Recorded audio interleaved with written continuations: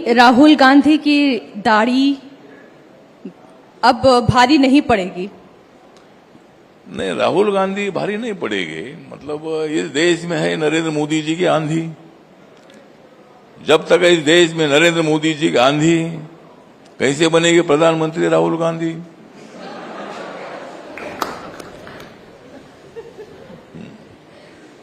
और जो महाविकास आघाड़ी की है तैयारी? नहीं, महाविकास आघाड़ी है, हर एक पार्टी को सत्ता में आने का पूरा अधिकार है। महाविकास आघाड़ी की भी कोशिश है।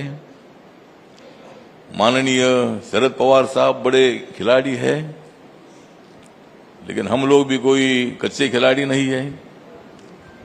वहां उद्धव ठाकरे साहब भी है, कांग्रेस पार्टी भी है, तो तीन लोगों का गठबंधन वहां है।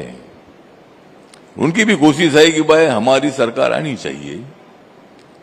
तो देखते हैं, जनता पर है, निर्भर है।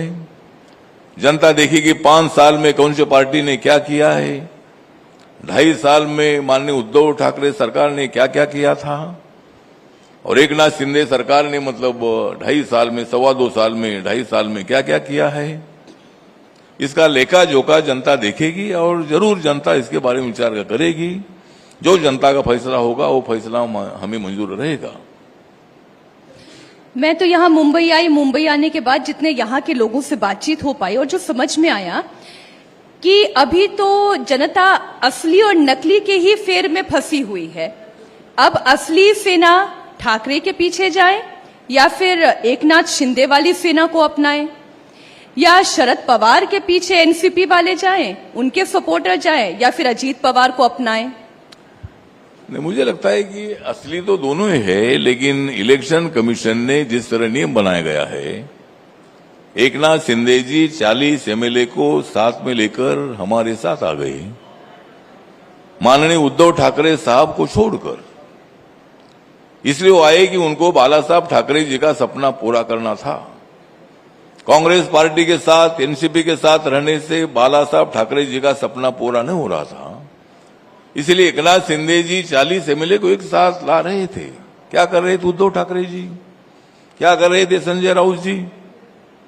आपके 40 एमएलए को 56 एमएलए में से 40 एमएलए हमारे साथ आए, और एकनाथ शिंदे जी के साथ 40 एमएलए आने से 2/3 मेजोरिटी जो होती है, कानून है कि भाई 2/3 मेजोरिटी से अगर कोई एक पार्टी से बाहर आता है तो उनको मान्यता दी जाती है।